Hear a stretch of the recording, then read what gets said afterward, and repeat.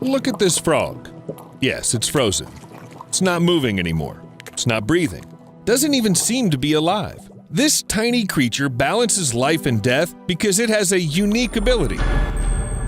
Today you'll find out which animal uses real hypnosis, who the real animal ninja is, how spiders learn to fly, and how this bird got 8 legs. Let's go. Do you think a spider can breathe underwater? Well, the diving bell spider can. True, it has no gills and other useful devices that fish have, but it does have an amazing ability. Maybe it's even a little bit of a wizard. Have you seen the 4th Harry Potter movie? We need that scene in the lake, the second trial of Tri-Wizard Tournament, and Cedric Diggory. Then he used the bubblehead charm to breathe underwater? Smart guy, so it seems. Wait, what's a spider have to do with all this? Oh, yeah, it can do the same thing, and doesn't even need a magic wand. The diving bell spider is considered the only species of spider that lives underwater almost all the time. Hunting, resting, mating, feeding, laying eggs, wintering, all this it can do without rising to the surface. The only thing a spider can surface for is a supply of oxygen, which sometimes has to be replenished. Otherwise, something like that very head bubble comes in handy. When the diving bell spider dives into the water, the abdominal hairs, covered with a special fatty substance, don't get wet. Air is trapped between them, which allows the spider to stay underwater for a long time, using a primitive natural aqualung. But this is not the only way to store oxygen. The diving bell spider also creates a kind of underwater storage made of spider web and an unknown substance where it retains precious air. It all depends on the size of the individual.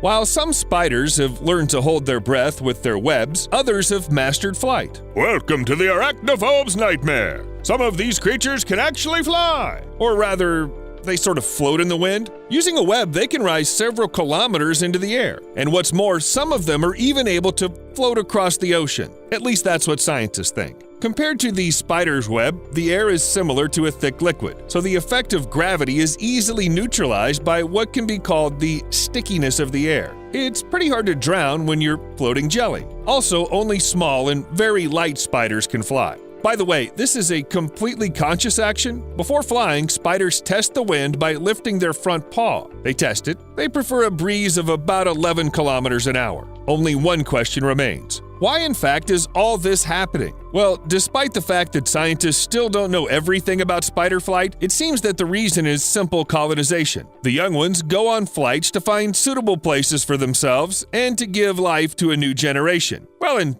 scare the crap out of someone. Well, let's leave the horrors of flying spiders for a while and turn to the wonders of nature that don't give you premature gray hair. Imagine that you're walking through the park and suddenly you hear the sound of blasters.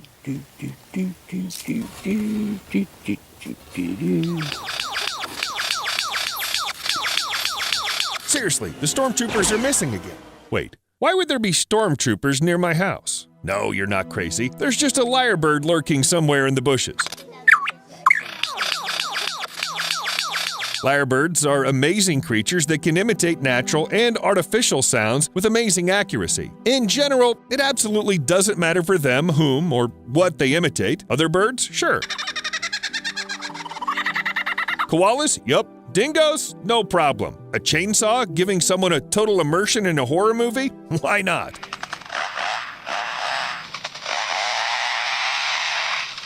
How about a sudden car alarm next to a lyrebird, making the car owner jump out into the street for a long time because of that false alarm that the lyrebird made? Sorry, buddy. Lyrebirds like the sounds. And yes, I suggest photographing this bird in silent mode. Otherwise, you'll start to feel like there's a whole battalion of paparazzi lurking around.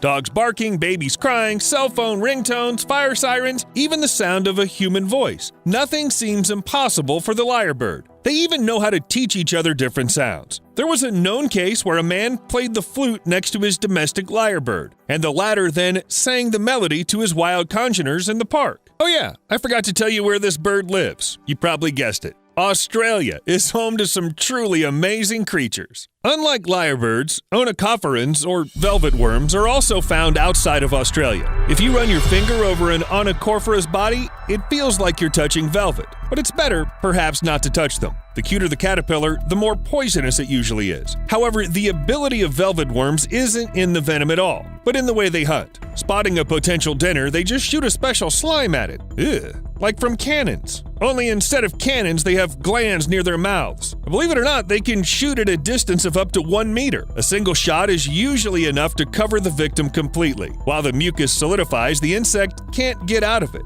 and soon it finds itself eaten by the worm. As soon as the onychophora digs into its prey, saliva is injected into it, which immediately starts the digestion process. Well, isn't that classic? I bet onychophorans would never be able to detect this creature, even if they groped it completely, because in front of you is a born master of camouflage, the perfect ninja of the animal kingdom, practically invisible. You see? Take a closer look. Maybe this, or this. Wait, that's just a leaf. Okay, I'll be honest. I didn't find it right away myself because the giant leafy thing doesn't want to be discovered at all. Yep, this slightly rotted leaf is an insect that lives in the tropics of Malaysia and can reach 10 centimeters in length. However, even such large specimens have simply divine camouflage skills. Not only do they look like leaves, but they also behave like leaves. They don't produce oxygen, they barely move during the day. Even if you poke them with your finger, the leafhoppers won't budge. And only towards dusk will they go munch on some leaves. When caught, the adults make a peculiar noise. It resembles a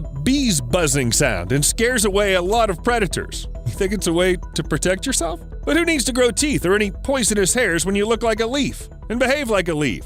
Think like a leaf.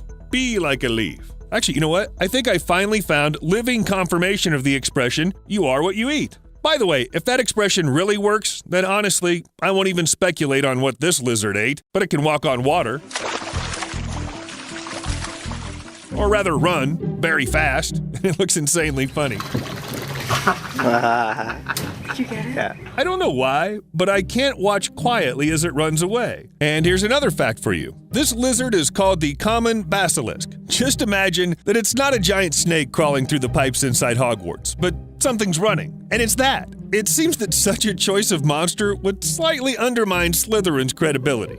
But back to the basilisk's unique ability. For a long time, scientists couldn't figure out how it managed to stay on the surface since the lizard weighs so much more than all sorts of water snakes. In the end, it turned out that the basilisk paddles with huge claws rather than actually running on the water. By the way, it can run up to 500 meters on the water surface at a speed of 12 kilometers an hour. On land, it moves a little slower and can easily do without oxygen for up to half an hour. And if humans are clearly superior to basilisks in 2 points, we somehow don't get along with running on water. Someone's already invented special shoes and liquid mountaineering, but let's be honest, we're not going to get into the Slytherin beasties yet. So, you better take a look at this picture. A bird with lots of legs? Sometimes nature makes very strange creatures. I guess this creature must run fast or jump high. I don't know. Why would anyone even need so many legs? Sorry, no offense, millipedes. Okay, actually a jacana, like all other birds, only has 2 legs. The rest belong to the chicks who hide under the father's wings. Actually, even the 2 legs of jacanas are quite unusual. Because of their elongated toes and claws, the bird's weight is distributed over a larger area, allowing them to walk on leaves floating in the water. And they do it rather quickly. As soon as a predator appears on the horizon, the caring parent hurries to the chicks to hide them under the wings. It's believed that sometimes the chicks fall from the leaves and then the father fishes them out, dries them, and warms them. Cute. And if that seems like it's not a real ability to you, let me remind you, we're talking about the animal world here. A world where you can be eaten the minute you're born if your parents don't take care to protect you. And who else would be so cool to save their kids? Cuttlefish don't really care about their offspring, but they have another ability. It's hypnosis. Yeah, I agree. You don't think of a perfect predator when you say cuttlefish, but they're actually really cool. When they hunt, these creatures purposely create running stripes on their bodies with their chromatophores. Not only do they look like disco kings, but they also hypnotize their victims. You would think that crabs and shrimps have enough intelligence to realize that danger is approaching them, but on the other hand, it's really so beautiful. Seems that the mud skippers looked at all this disco and decided they don't need all that underwater life. Never mind that the skippers live in a completely different region. They became amphibians for a reason, right? You could say that they are fish that have made it to land and learned to survive everywhere. In contrast to other tidal fish, mud skippers don't hide under rocks when the water level changes, but come out on land and actively crawl on it. They move by jumping and leaning on their strong, elongated front fins. Some of the mud skippers can climb up roots and trunks of trees, holding onto them using their suckers, modified pelvic fins. What's more, they even manage to put up a fight for territory, then calmly return to the water and behave as a decent fish. We'll see you later.